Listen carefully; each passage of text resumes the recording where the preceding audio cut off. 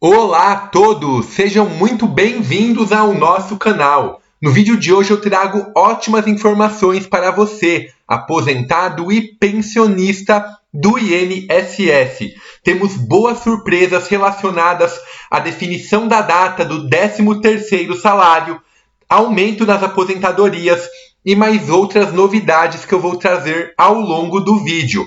Então fica até o final para entender como tudo isso está acontecendo.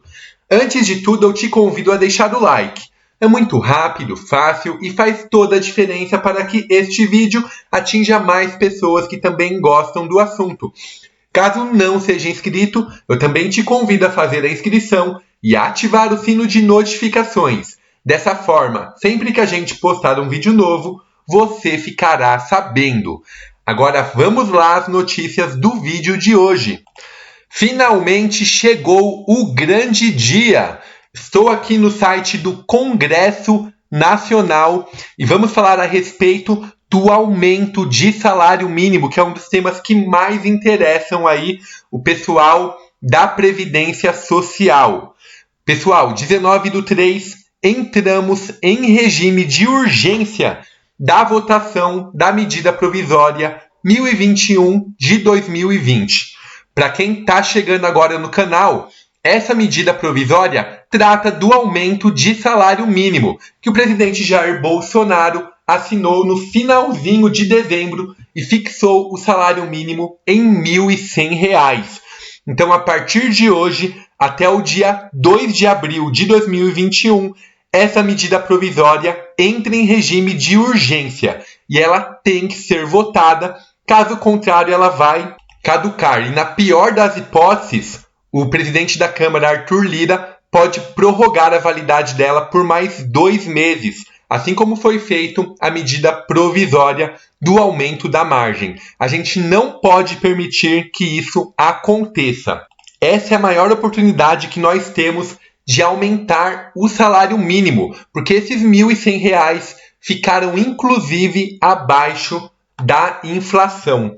Desde que o presidente Jair Bolsonaro assumiu a presidência, ele acabou com a política de valorização do salário mínimo, porque antes o salário mínimo aumentava o valor da inflação do ano passado e do PIB de 2 anos anteriores. Então o salário mínimo hoje, pessoal, era para estar valendo pelo menos R$ 1.150, caso ele continuasse com essa medida de valorização.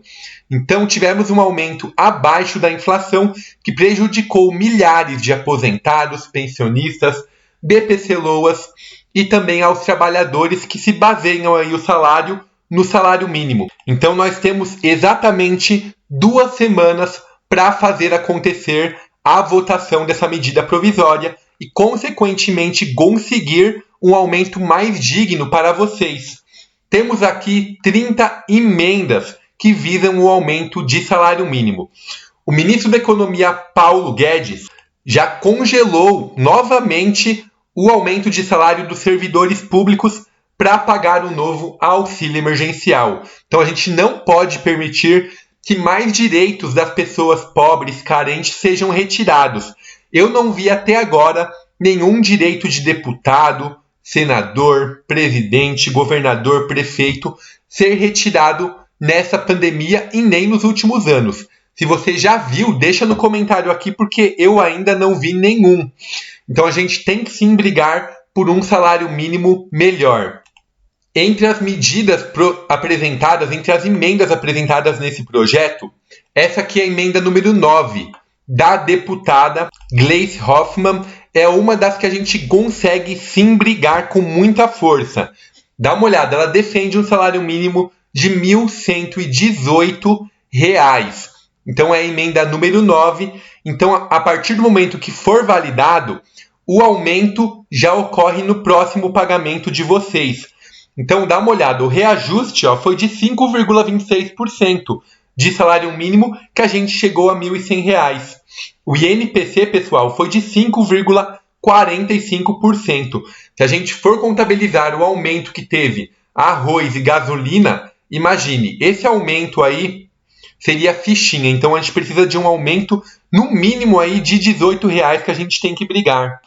Esse valor que ela cita aqui, ó, o governo deveria propor no mínimo o valor de R$ 1.102, não atende. Diante desse aumento de preços, o que a gente faria com R$ 2 a mais? Aqui eu não compro nada com esse valor, infelizmente, nos dias de hoje. R$ 2 a gente não consegue nem comprar uma bala direito, né?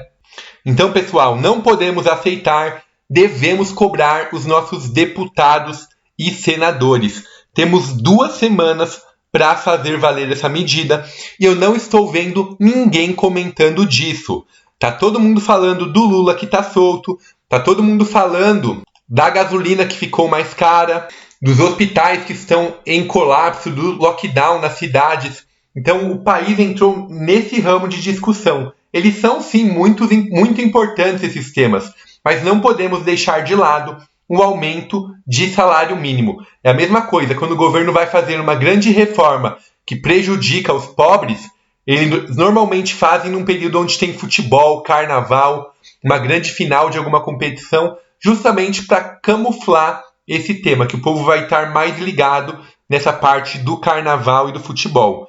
Então, estou deixando o alerta para vocês, vou trazer esses temas, vou trazer quem está junto nessa luta ou quem nem está falando nada dessa política de aumento de salário mínimo. E aqui, pessoal, não é nenhuma novidade que a gente está criando, não. É só brigando por um direito que já era de vocês, ó. Se seguisse a política de aumento do salário mínimo dos governos anteriores, o valor seria de R$ 1.118. Então, esse é o mínimo valor que a gente deve aceitar, tudo bem? Falando agora sobre a antecipação do 13º salário, com data definida, e também sobre o orçamento de 2021.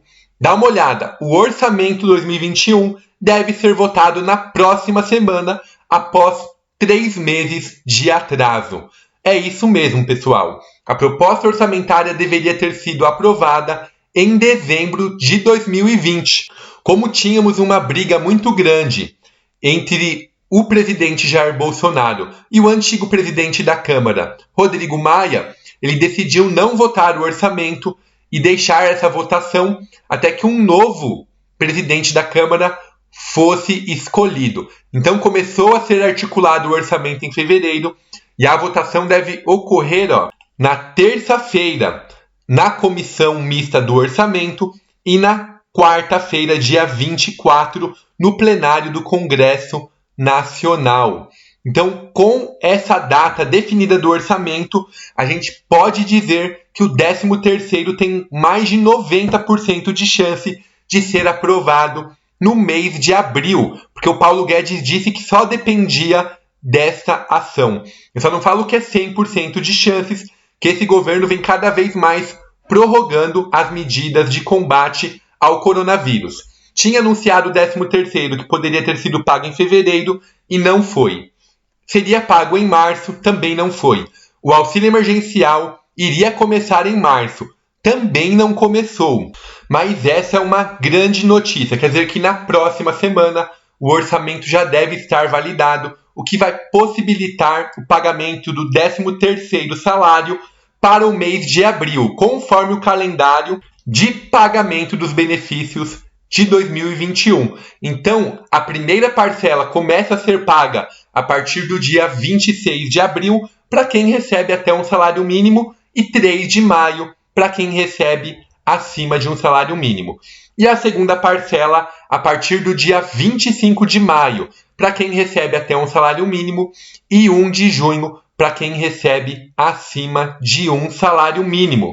Só lembrando, pessoal, não façam dívidas até que o governo confirme definitivamente o 13º salário e que esteja no diário oficial. Na minha opinião, a grande luta que temos que ter nesse momento é pela valorização do salário mínimo. Aqui, estudos realizados em São Paulo, a gente viu que esse auxílio emergencial de R$150 não paga nem meia cesta básica. Então, para o aposentado, imagine que paga um aluguel aí na casa de R$700, R$800 e tem que fazer compras, já foi o dinheiro inteiro da aposentadoria. Como é que ele vai fazer para pagar a conta de luz, a conta de água, o gás e as demais despesas? não é possível com esse salário.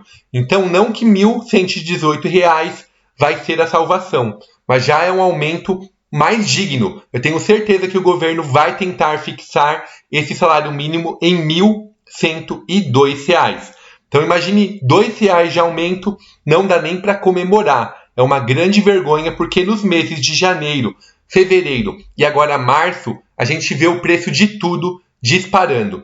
No ano passado teve um aumento muito grande no preço de alimentos.